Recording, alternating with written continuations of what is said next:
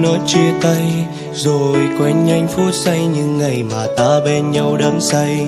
Nghe trái tim tan vỡ với đôi lần em đã buông nói ra câu yêu thương với nhau, với những ngày đong chung đôi môi hôn. Nghe xuyên sao con tim nhưng sao em vội vàng quay lưng đi. Xin lỗi những giây phút khi anh đã vô tâm người hỡi. Ngày bên nhau mình đã hứa rằng sẽ chẳng rời, từ nay xa nhau làm sao em biết con tim này tan vỡ. Thời gian trôi đi rồi suy nghĩ anh cũng lớn dần, dù sao bên em giờ cũng có ai đã cần kề. Sự chỉ yêu thương mà chẳng phải em đã dành tặng, đã cố gắng nhưng chẳng thể giữ được tình yêu em đi mất rồi.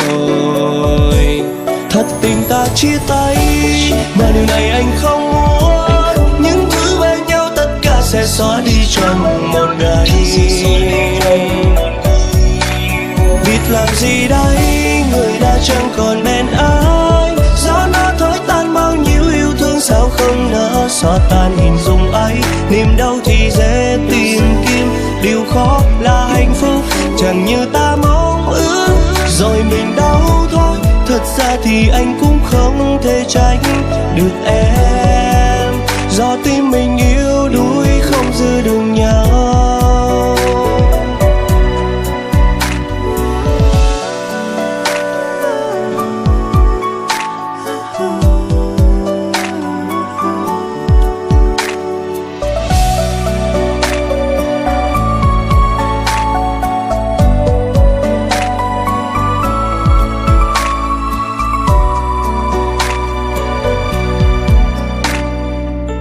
Ngày bên nhau mình đã hứa rằng sẽ chẳng rời, từ nay xa nhau làm sao em biết con tim này tan vỡ.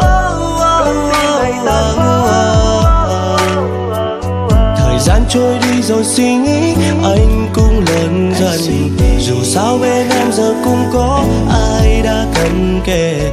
Sự chỉ yêu thương mà chẳng phải em đã dành tặng, đã cố gắng nhưng chẳng thể giữ được tình yêu em đi mất rồi. Thật tình ta chia tay mà điều này anh không muốn, những thứ bên nhau tất cả sẽ xóa đi trong một ngày. Biết làm gì đây, người đã chẳng còn bên ai, gió nó thổi tan bao nhiêu yêu thương sao không nỡ xóa tan hình dung ấy. Niềm đau thì dễ tìm kiếm, điều khó là hạnh phúc chẳng như ta mong ước, rồi mình đau thôi. Thật ra thì anh cũng không thể tránh được em, do tim mình yếu đuối không giữ được nhau. Thật tình ta chia tay mà điều này anh không muốn, những thứ bên nhau tất cả sẽ xóa đi trong một ngày. Biết làm gì đây, người đã chẳng còn bên ai, gió nó thổi tan bao nhiêu yêu thương sao không nỡ xóa tan hình dung ấy. Niềm đau thì dễ tìm kiếm, điều khó là hạnh phúc chẳng như ta mong ước, rồi mình đau thôi. Thật ra thì anh cũng không thể tránh được em, do tim mình